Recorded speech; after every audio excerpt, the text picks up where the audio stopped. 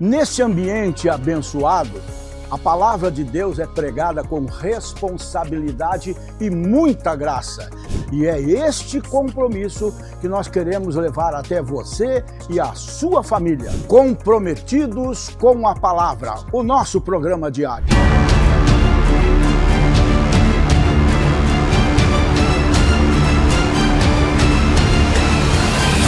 Verso 10 diz assim: porque assim diz o Senhor, certamente que passados 70 anos na Babilônia, eu vou visitar vocês e vou cumprir sobre vós a minha boa palavra, tornando-vos a trazer a este lugar de onde vocês estão sendo tirados, a sua terra. Porque eu bem sei os pensamentos, os planos, os propósitos que penso de vós, diz o Senhor. Pensamentos de paz e não de mal, para vos dar o fim que esperais. Então me invocareis, e ireis e orareis a mim, e eu vos ouvirei. E buscar-me-eis e me achareis, quando me buscardes de todo o vosso coração, e serei achado de vós. De outras maneiras, eu vou me deixar achar por vocês, né? E farei voltar os vossos cativos, mudar a sua sorte, e vou congregá-los de todas as nações e de todos os lugares para onde vos lancei, diz o Senhor, e tornarei a trazer-vos ao lugar de onde vos transportei. Amém? Assente-se nesse mesmo espírito. Se essa mensagem tivesse que ter um título, seria: não terminei com você ainda, agora é que vai começar. Porque eu bem sei os planos e os propósitos que tenho para vocês. Meus pensamentos são de paz, não de mal, para vos dar o fim que esperais. Nosso futuro, né? E aqui eu não quero me deter muito, porque o tempo encurtou bastante. O povo de Deus estava vivendo um dos períodos mais difíceis da sua história. Não à toa o profeta Isaías é chamado de o profeta chorão, por dois motivos. Profetizava num tempo extremamente difícil de perseguições, de apostasia, de idolatria, de falta de fé. Ninguém obedecia a ninguém, muito menos a Deus. E ele ali, trazendo a palavra de Deus, ele era fustigado pelo povo, pelos próprios sacerdotes do templo. Ele sofreu muito. Não à toa ele chegou a contender com Deus, dizendo: ó Senhor, foi para isso que o Senhor me chamou? Só para eu sofrer, vergonhas, enfrentamentos e tudo mais? Era melhor eu não ter nascido. Ele diz claramente: eu preferia ainda estar lá no útero da minha mãe, sossegadinho, quietinho, quentinho, do que fazendo aquilo que o Senhor me mandou fazer e que pelo jeito não está dando certo. Mas por que não está dando certo? Porque o povo não ouvia. E hoje vocês vão estranhar o que eu vou dizer, mas muita gente da igreja, a partir de setembro agora principalmente, vocês não vão ver mais na igreja. E não só na nossa, em todas. Porque nós estamos, acredite ou não, vivendo o tempo do fim. A coisa está Você sabe quantos terremotos está acontecendo nesse instante no mundo? Claro, não estou falando dos terremotos do tamanho da Colômbia, ou da Venezuela, ou do Chile, ou agora do Peru, mas terremotos, sacudindo a terra, né? Fazendo tremer a terra. São 80 terremotos que estão acontecendo agora.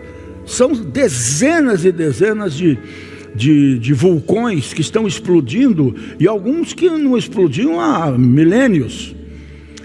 E aí está se cumprindo toda a palavra. Mas a palavra tem coisas piores do que esta, com relação aos últimos tempos que nós vamos viver nesse planeta, e que está se esgotando mesmo, né? E é o quê? É o amor que vai desaparecer. É um amor que só vai desaparecer no mundo, não é na igreja, é no mundo, mas na igreja também. E isso está acontecendo. As brutalidades na rua hoje, as brutalidades com as nossas crianças diariamente. Vamos falar só no nosso Brasilzinho aqui. As brutalidades, os estupros, as violências, as mortes, cadáveres que são enterrados em bosques, em matos perto das cidades. Isso é todo santo dia acontecendo. Isso é falta de amor à pessoa humana. A fé de muitos vai esfriar. Por isso nós temos que manter o fogo do altar aceso sempre na nossa vida. Não desanime, não se escandalize, porque olha, as igrejas e algumas grandes estão escandalizando o evangelho de uma forma absurda. Não se escandalize com escândalos, porque ele já tem o seu preço. Melhor, como está escrito na Bíblia e nas Escrituras, que eles tivessem amarrado uma pedra de moinho no pescoço e se jogado no mar, do que causar o escândalo que vai levar os pequeninos, que somos nós, a serem arrancados do meio da igreja e lançados, vocês sabem aonde. Então não estranhe tudo o que está acontecendo e principalmente o que vai acontecer a partir de setembro. Isso é Bíblia, isso é natureza, isso é ciência. Eu não estou inventando nada aqui, nem preciso botar medo no coração de vocês, porque medo não é fé, né? Não precisa botar medo, porque medo eu tinha quando eu frequentava terreiro. Rapaz, ficava arrepiado naquele lugar maldito lá, né? Quando Jesus me tirou de lá, eu e a Marilza, nós passamos a ter paz, alegria, né? E isto é o reino de Deus, alegria no Espírito Santo, né? Então não se entristeça, não se apavore, aconteça o que acontecer, as notícias vão chegar. Tem gente que diz: o pastor está ficando velho, tem que trocar de pastor, porque esse aí já era, só fala abobrinha, só fala coisa ruim e tudo mais. Não é falar coisa ruim. Então nós temos que rasgar a Bíblia, porque nós estamos vivendo os últimos tempos, e os últimos tempos nas Escrituras é só coisa ruim para o mundo, mas maravilhosas para quem está em Cristo como nós, porque isso tudo está fazendo com que aquele dia chegue mais rápido, e eu estou convencido disso. Se eu já falei para vocês domingo passado, se eu já estava convencido sozinho mesmo aqui, eu com Deus, agora depois que o Napoleão Falcão, que é um dos maiores pregadores de Apocalipse do Brasil há longos anos das Assembleias de Deus, depois dele marcar é força de expressão, tá? Ele deduzir que Jesus volta em 28, ele está certo, por uma razão muito simples. Está escrito: não passará esta geração sem que tudo se confirme, se complete. Que geração? A minha geração. Eu sou dessa geração que a Bíblia fala. Eu nasci em 48, e 2 meses antes de eu nascer, Deus fez com que o povo de Deus, como até lemos aqui agora, fosse ajuntado de todo o mundo e fosse formado o Estado de Israel. Antigamente se dizia, por isso que achavam que era para ser há 20 anos atrás, ou assim, que uma geração era 40 anos. Isso foi lá atrás, como muito antes do como é que chama, de Noé, exatamente, né? Antes do dilúvio. Lá a geração era centenas de anos. Tinha gente lá, como o próprio Noé, que morria com 700, 800, 900 anos, né? E não tinha um mundial, né?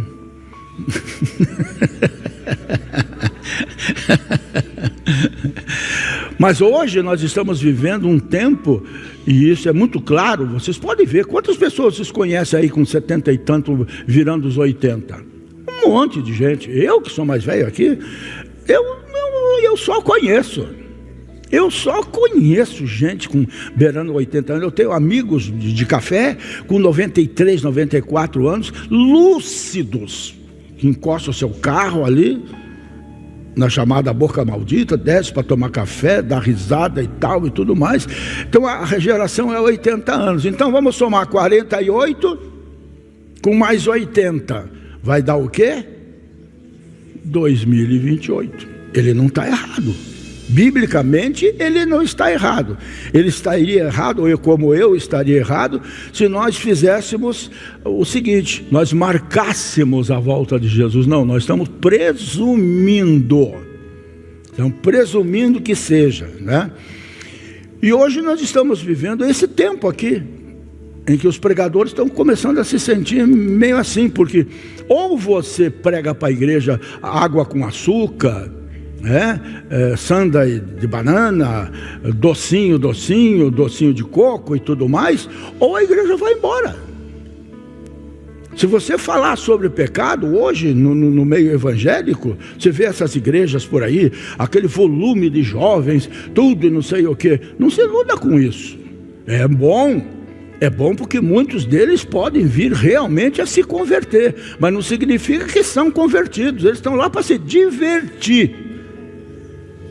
Isso não preciso nem falar muito, porque vocês veem com seus próprios olhos, não é isso? E não é essa a igreja que vai ser arrebatada.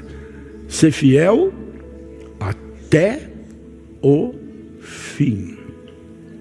Ser fiel até o fim, não é de vez em quando.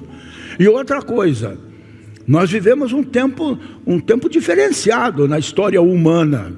Hoje muita coisa que acontecia na lei, nos tempos antigos, você olha para Jesus, você ouve Paulo escrevendo, você vê que já não é mais nada daquilo. Aqui, poxa, não tinha liberdade para nada.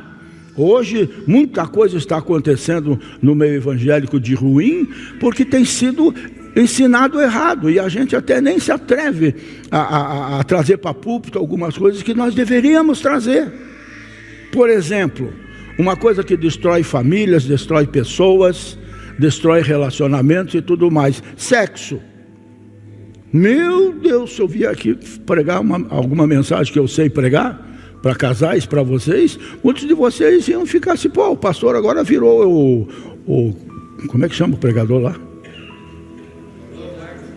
O Duarte lá, Cláudio Duarte, né? Cláudio Duarte, né? O pastor virou Cláudio Duarte. Agora eu vi uma dele essa semana aqui, que eu não teria coragem nunca de dizer aqui. Mas ele pode, ele tem o jeito dele e ele não está errado. Porque se ele não agir dessa maneira, ele não chega ao entendimento que ele quer dar ao seu público.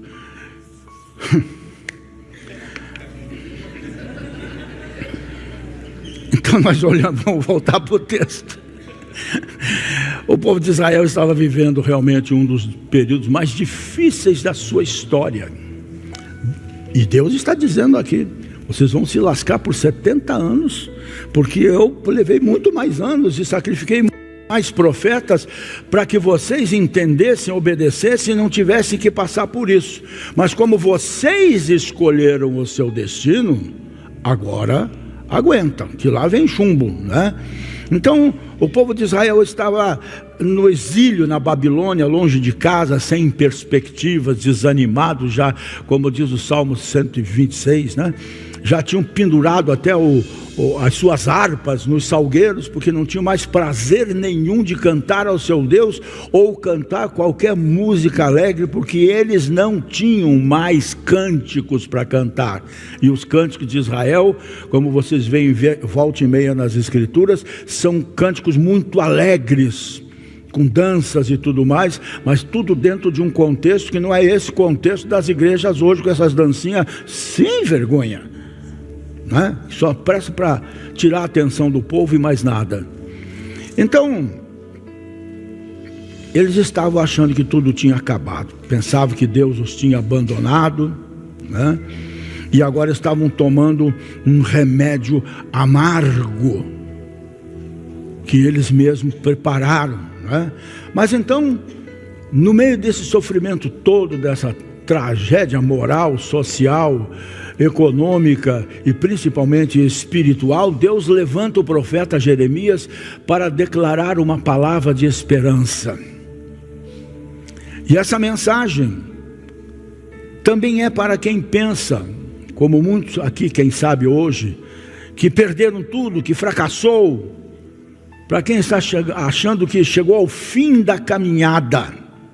Então eu volto ao tema que eu dei para essa mensagem. Não terminei com você ainda. Agora é que vai começar. Agora é que vai começar, né? Deus está dizendo isto. Se anime, como com Elias, né? Elias, está pensando em morrer? Eu tenho muita coisa para fazer com você. E fez. Vocês não pensam que foi da noite para o dia que Eliseu, entre aspas, tomou o lugar de Elias. Levou anos ali, porque era muita coisa ainda para ele viver. E Deus tem muita coisa para nós vivermos. Deus tem muita conquista disponível para nós irmos pela fé buscá-las e para a glória dele também. Quando entendermos isso, que as nossas conquistas, que as nossas vitórias, que as nossas bênçãos, que a nossa riqueza, vamos assim dizer, tudo isso é para a glória dele. Caso contrário, ela não chega nunca, né? Então, primeiro, Deus conhece o futuro que nós ainda não conseguimos enxergar. Eu fico aí pensando em tudo isso que eu tenho pensado. Poxa, estava comentando com o pastor Pedrinho, com o Alcemar ali agora. O litoral brasileiro recuou 2 quilômetros de cima embaixo, lá do Nordeste até aqui o Sul. No Rio de Janeiro, o mar sumiu. E vocês sabem que tudo que a gente jogar para cima, volta. Esse mar vai voltar. Só que quando voltar, vai ser um negócio feio de assistir e não está longe, porque o mar sumiu. Procure ver na internet, porque a televisão não mostra, né? O mar sumiu, não sumiu 200, 300 metros, 1, 2, 3 quilômetros. É uma coisa, para quem entende um pouquinho da situação, é uma coisa aterradora, gente, aterradora. Mas, volto a repetir, tudo isto é para que esse povo entenda que só em Jesus Cristo, Filho do Pai, é que nós temos refúgio, nós temos salvação, nós temos segurança. Mas o mundo está preferindo ter segurança no dinheiro, no poder político, na política propriamente dito, e na corrupção, que é uma das coisas mais infames do mundo que acontece no Brasil. E só não sabe quem não quer saber. É o pior cego que a gente diz, né? Mas isso não é para nos assustar. Todas essas coisas é para nos mostrar que o Deus que arquitetou toda esta situação para o final dos tempos é o nosso Deus. Esse Deus que parece, quando citamos todas essas coisas, um Deus terrível, e ele é terrível. Quão terrível é cair nas mãos do Deus vivo, está escrito. Isso não é para nós. Para nós é cair na mão dele assim, né? A gente cai na mão dele assim, para evitar a nossa queda, para nos segurar nos momentos mais difíceis. E é isso que nós temos que preservar. Ditadinho antigo, né? Que se lasque o mundo, eu não me chamo Raimundo, né? Que se lasque o mundo, eu sou filho de Deus. Não que eu deseje nada de mal para eles, pelo contrário, tenho até parentes e assim, amigos e tudo mais, né? Mas a verdade é que Deus conhece o futuro que nós não conseguimos ainda enxergar. Eu tento enxergar e eu enxergo através das Escrituras, né? Então, enquanto o povo via apenas o cativeiro, Deus já via a restauração. Enquanto o povo, aquilo que eles estavam vivendo, como é o nosso caso hoje no mundo, ele já estava vivendo o tempo que nós vamos viver com ele na glória, numa outra dimensão de vida. Nós enxergamos o momento, Deus enxerga o propósito. Muitas vezes aquilo que chamamos de fim é apenas e tão somente, é como uma árvore cortada. Esses dias eu podei uma roseira que eu tenho lá em casa, mas ela dá muita rosa, né? Estava aqui em cima, deixei ela no toco, cortando direitinho e tudo mais, e agora na primavera eu vou ver aquilo se multiplicar. Não é o fim da roseira, é o começo de uma roseira melhor. E isso é o que Deus procura fazer com o seu povo. Então, não julgue a sua vida apenas pelo capítulo que você está vivendo hoje. No mundo, nunca esqueça, Deus sempre foi honesto com você. No mundo você vai ter aflição, mas tenha bom ânimo, eu venci o mundo. Ele nem diz eu venci as aflições, eu venci aquilo que te causa aflição, não é? Então a esperança nasce quando nós confiamos na visão. Espere do Senhor, o relógio dele nunca atrasa e também não adianta. O relógio dele é o Kairos. A seu tempo eu, o Senhor, ele diz isso através do profeta Isaías, a seu tempo eu, o Senhor, farei acontecer. No tempo de Deus, não no teu, porque nós podemos pedir, mas nós não podemos dar ordem a esse Deus. Então no tempo certo, é o tal caso aqui, né? Se eu pedir um revólver para ele hoje, ou uma Glock 9 quanto mesmo? 67, sei lá, né? Ele pode me dar, porque eu sei atirar. Mas essa criança que nós dedicamos aqui nessa manhã, como é que vamos botar uma arma na mão dela? É mais ou menos assim na vida. Deus vai esperar ela crescer, fazer um curso de tiro, isso, aquilo e tudo mais, e então vai botar uma arma, seja lá o que for essa arma. Não apenas estou usando um revólver, por exemplo, como exemplo, mas é qualquer outro tipo de coisa, né? Por outro lado, Deus transforma essa nossa situação, esse cativeiro, né, em testemunho. O lugar da dor tornou-se o lugar onde Israel aprendeu a depender completamente de Deus. E se você está enfrentando lutas, e você está, corpo, alma, espírito, finanças, família, politicamente, economicamente, né? É esse lugar que nós vamos aprender a depender completamente de Deus, e não existe dependência mais gloriosa do que essa, principalmente no ministério. Eu vejo pastores bons que nós temos, mas que continuam trabalhando fora, tem empresa, isso e aquilo, e não tem coragem de se lançar no ministério, porque se lançar no ministério é depender de Deus. E se tem alguém que passou por isso aí, fui eu. E Deus nunca me falhou, nunca me faltou. Teve momentos muito difíceis de fazer realmente a gente olhar e como Jeremias dizer, mas será que eu fui chamado mesmo? Mas eu sempre soube que eu fui chamado, até porque no meu caso foi contundente, né? Então, o lugar da dor é onde a gente aprende a crescer, a depender completamente de Deus. E o grande segredo na vida de um homem, de uma mulher, principalmente na vida daqueles que trabalham na obra, é ser dependente de Deus completamente. Então aquilo que parecia derrota torna-se uma escola de crescimento, na verdade, né?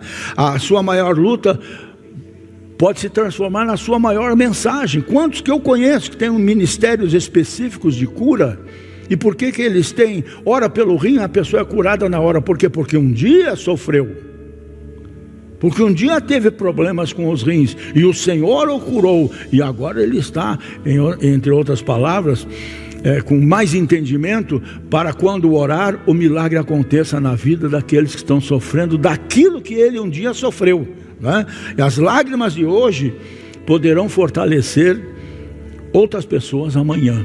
Não tenha dúvida disso, principalmente na família, né? Principalmente na família. Outro ponto, Deus restaura pessoas antes de restaurar situações. Ele quer mudar você para melhor, antes de mudar a tua situação. Então essa é uma relação com Deus que é um fio de navalha, porque nós somos todos imediatistas, né? Então, antes de devolver Jerusalém ao povo, aqui, Deus trabalhou o coração do povo. Não adiantava devolver Jerusalém para o mesmo povo dos tempos da destruição, porque Jerusalém já foi destruída por causa do coração duro do povo. Então Deus vai, como diz em Ezequiel, vou tirar do teu peito esse coração de pedra e vou colocar um coração de carne. Ou seja, vou mudar você, vou santificar a tua personalidade, vou trabalhar em cima do teu caráter e principalmente no nosso relacionamento pessoal, eu e você, Rogério, tá?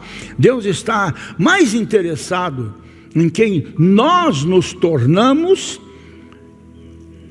do que apenas na nossa prosperidade, na nossa felicidade, na nossa vida, na nossa família, no nosso emprego, na nossa empresa. Ele está mais interessado em mim do que nas coisas. E quando eu entender isso, Ele vai se interessar pelas minhas coisas, porque é Ele mesmo que vai dar, né? Então, gente, milagres mudam circunstâncias. Milagres mudam circunstâncias. Um dia é dor, no dia seguinte não é mais nada de dor, não é isso? Mas transformação de vidas muda destinos, não apenas destinos pessoais. Se hoje eu tenho, desculpe eu me usar como exemplo, se hoje eu tenho meus 3 filhos no ministério e todos bem-sucedidos, a Milena está... Onde é que a Milena está mesmo? O Rodrigo também. Um está lá em Rondônia, não. Ou está no Congresso Mundial de Missões da Quadrangular, não é isso? Se eu tenho os 3 filhos, é porque alguma coisa eu fiz de bom, os educando no caminho do Senhor. A igreja nunca foi inimiga deles, porque eles nunca viram a igreja ser minha inimiga, não é? E assim por diante. Então, quando o teu filho, a tua filha, seja lá quem for da família, ver a tua relação com Deus, como você se comporta, o testemunho que você dá, a palavra que você profere nos momentos difíceis e tudo mais, a vida deles é transformada. A vida deles é transformada, sem dúvida nenhuma. Como falamos aqui domingo passado, se eu não me engano, né, sobre o cedro, né? Não tem jeito, gente. Você entra numa floresta de cedro, você já sai cheirando a cedro. Você entra numa sala onde todo mundo fuma, todo mundo vai pensar que você fuma também, né? Então permita que Deus cure a sua alma, enquanto Ele prepara a tua vitória. Precisa de mudança na sua vida? Não é nas finanças, é na tua relação com Deus e com as pessoas. E então desencadeia uma sucessão de bênçãos que não acaba nunca, né? Então, permita que Deus cure a sua alma. Fale com Deus. Abra o seu coração. A palavra de Deus tem uma palavra mais forte, né? Rasgue o seu coração e não as suas vestes diante de Deus, né? Porque quando você permitir que Deus cure a sua alma, você está permitindo que Ele prepare e lhe conceda uma vitória muito maior do que a que você esperava. O nosso Deus não falha. O melhor de Deus, gente, apesar de toda essa loucura que está o mundo e que eu tenho passado para vocês, meu Deus, são coisas incríveis. Olha, só para deixar você um pouquinho mais preocupado, você sabe o que é a nuvem da internet? Quem já ouviu falar na nuvem? Bota na nuvem, joga na nuvem e tudo mais. Onde é que você acha que é a nuvem? Em cima ou embaixo? É no fundo do mar. É no fundo do mar, naqueles canudos enormes que estão lá. Lá está a vida da humanidade. E o mar está revolto, o mar está rachando. Daqui a pouco, como estão falando para dezembro, alguma tragédia dessas grandes vai acontecer e o dinheiro do mundo vai ficar preso nos bancos. Não vai ter como sacar. Aí então vem fome, né? Estou aterrorizando, né? Pois é, mas tudo são possibilidades, é bíblico, vai acontecer, tem que acontecer. Mas aí entra o fato de nós estarmos descansando debaixo das asas, no esconderijo do Todo-Poderoso Deus. Como vai ser? Não sei, só sei que vai ser. Só sei que vai ser, não tenha dúvida disso, né? Então Jeremias anunciou esperança quando ninguém conseguia acreditar. Quando Deus diz que tem planos de paz, é absurdo isso, né? Significa que a última palavra nunca pertence ao sofrimento ou à política do mundo. A paz que Ele nos dá é a paz que o mundo não entende, né? O capítulo da dor, ponha isso no seu espírito. O capítulo da dor na sua vida não será o capítulo final da sua história. Não será o capítulo final. Levante a cabeça. Deus ainda escreve finais felizes para aqueles que permanecem confiando nele. Deus tem, como ele disse aqui, seus pensamentos, seu propósito, seu plano com a minha vida, a tua vida, são os melhores possíveis. O que você humano deseja para o teu filho e para a tua filha? Não é o melhor? E nós não somos filhos do Altíssimo? Ele vai nos desejar o pior? Não faz sentido. Nós temos que crer nisso, mas fazer por merecer, porque Ele faz isso para os seus filhos. Ele é pai, mas a pergunta que eu faço é: nós somos filhos? Porque tem muitos filhos da mãe né? Que não é filho da mãe, porque não se comporta como filho da mãe. Aí vira outra coisa. Né? Então é assim, funciona assim, simplesinho, né? Levante a cabeça. O teu final já está escrito e ele é feliz, abençoado. Talvez você tenha chegado dizendo: ah, meu Deus, eu venho para esse culto porque eu estou atravessando um momento difícil. Você que está aí na internet nos ouvindo aí por esse mundo afora, né? Meu casamento acabou, perdi minha alegria, perdi meu emprego, perdi minha empresa, fracassei, não tenho mais força, estou depressivo, estou triste, estou amargurado, desanimado, decepcionado. Ou como no caso de Lázaro lá, né? Minha esperança morreu.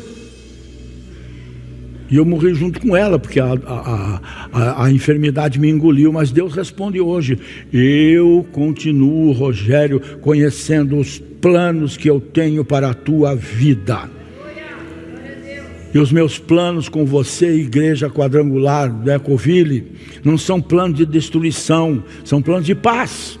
São planos de esperança, são planos de um futuro melhor. O Deus que restaurou Israel continua restaurando vidas, famílias, ministérios, sonhos, situações, casamentos, relacionamentos, saúde. Enquanto houver esperança, enquanto houver promessa, melhor dizendo, e a promessa está aqui, sempre haverá esperança. A gente olha para o mundo escuro que eu pintei agora aqui, né? Mas se nós tivermos fé, a nossa esperança é renovada, porque nós sabemos que nada disso está preparado para um filho, uma filha de Deus. Enquanto houver promessa, haverá esperança. Enquanto houver Deus no controle das nossas vidas, nossos negócios, nosso casamento, nossa família, sempre vai existir um novo começo. Se coloque em pé na presença de Deus. Olha, se você sente que a sua vida entrou num deserto, ou talvez pela situação que você está vivendo neste momento, você acredita que Deus se esqueceu de você? Ouça isso. Deus não terminou com você. Não pendure a sua harpa no salgueiro. Você ainda vai tocar e vai cantar cânticos de vitória e cânticos de alegria. Não é o pastor Rogério que está prometendo isso, porque quem sou eu? mas é o Deus que o pastor Rogério prega. É a palavra de Deus que nós pregamos, né?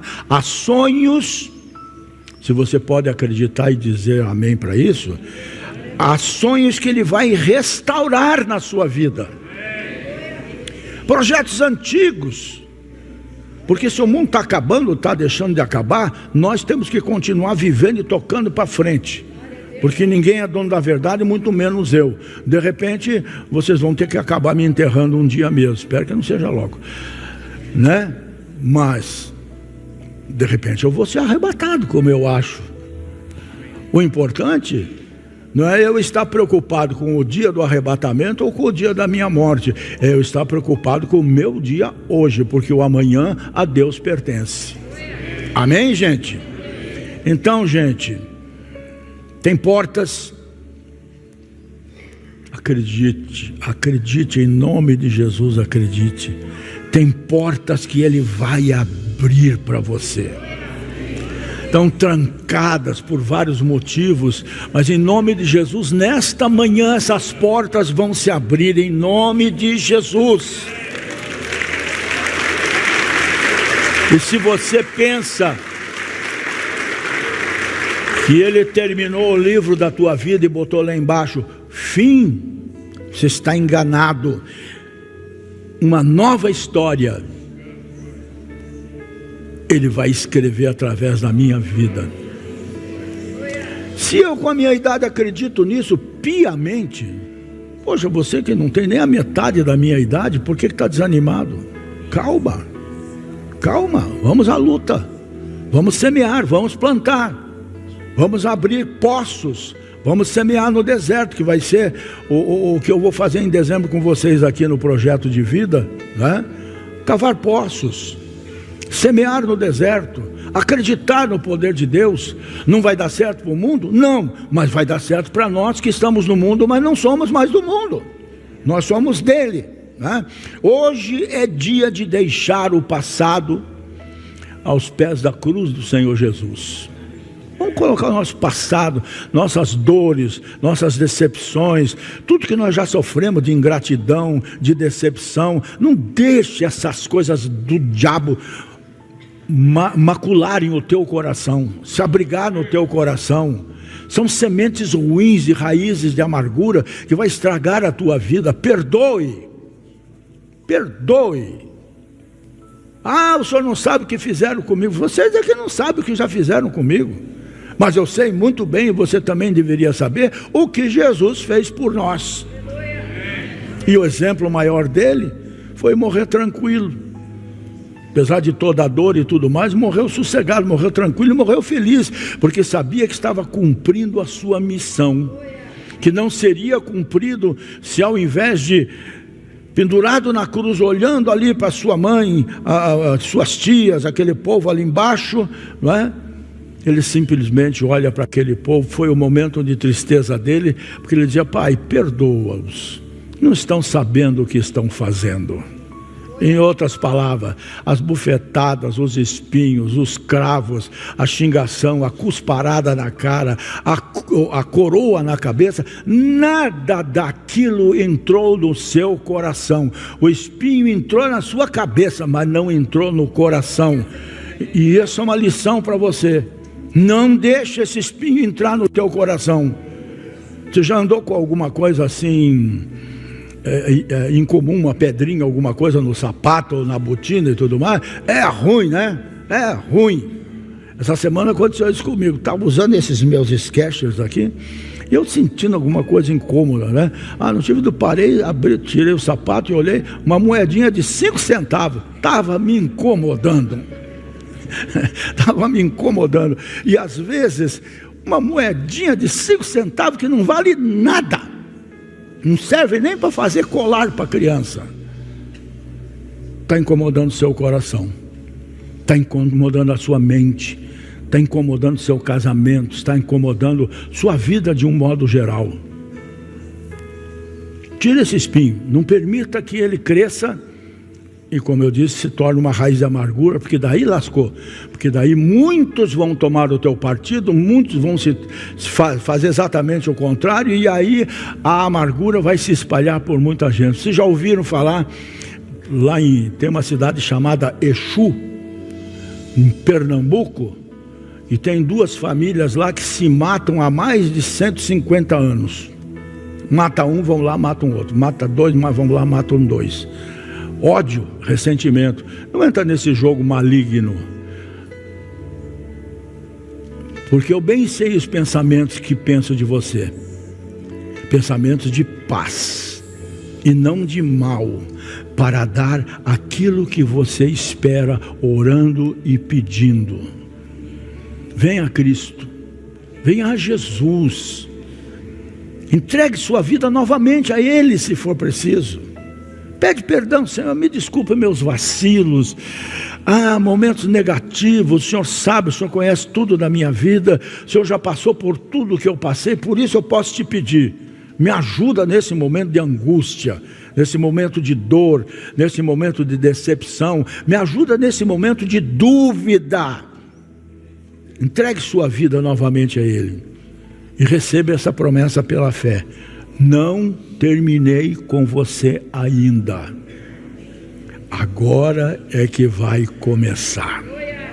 Creia, permaneça firme, permita que Deus faça da sua vida um testemunho para muita gente ainda que hoje te vê, como diz o nordestino, aperreado, né? Mas amanhã vai te ver com um sorriso largo nos seus lábios. Amém?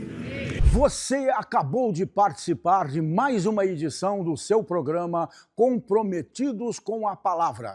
Querendo Deus, a gente volta. Agora, um grande abraço do pastor Rogério Amorim, um bom dia mesmo e viva Cristo!